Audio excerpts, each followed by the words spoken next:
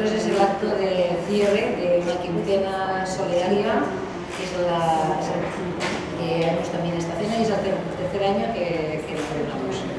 Bienvenidos y ahora os esperamos en esta grabación más oficial.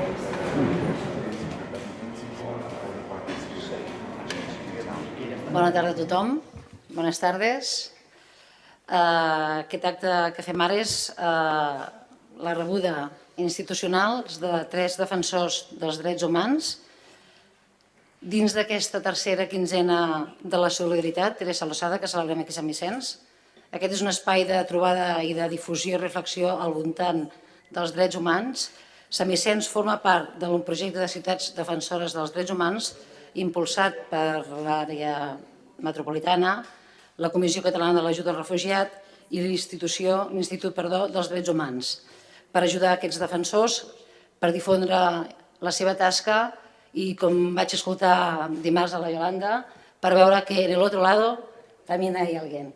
Me decía, ¿sabes a lo que te estás metiendo? ¿Sabes contra quién estás peleando? Yo decía, sí, creía que era el gobierno nada más o la empresa. Yo creo es importante poder escuchar lo que de alguna manera nosotros venimos a contarles, pero que no somos los únicos que, o sea, en mi caso en Guatemala no soy la única que está en defensa de la vida, en defensa del medio ambiente, del agua.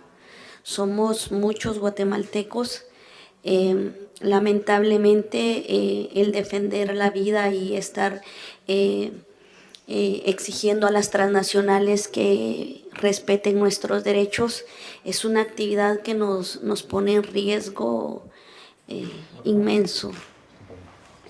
I must commend the work that you are doing in terms of standing in solidarity with human rights defenders. Being a passionate defender of human rights and especially the rights of women, it's something that I was inspired, or rather something that pushed me to do that, watching thousands of women facing violence and also thousands of young girls facing violence, and there was no one to defend them. It hasn't been an easy road because I've been maliciously prosecuted, detained, and also gone to prison just because of defending and demanding accountability from my government to give women access to reproductive health rights.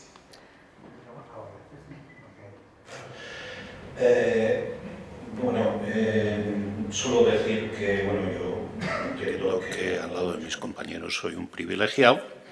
Vivo en el País Vasco, donde felizmente estamos ya en una situación en donde las graves violaciones de derechos humanos que ahí se producían, pues parece que son una cosa del pasado. Por tanto, vivo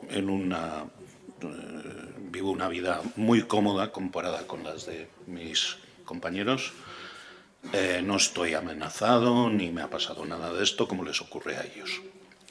Y por tanto me considero privilegiado.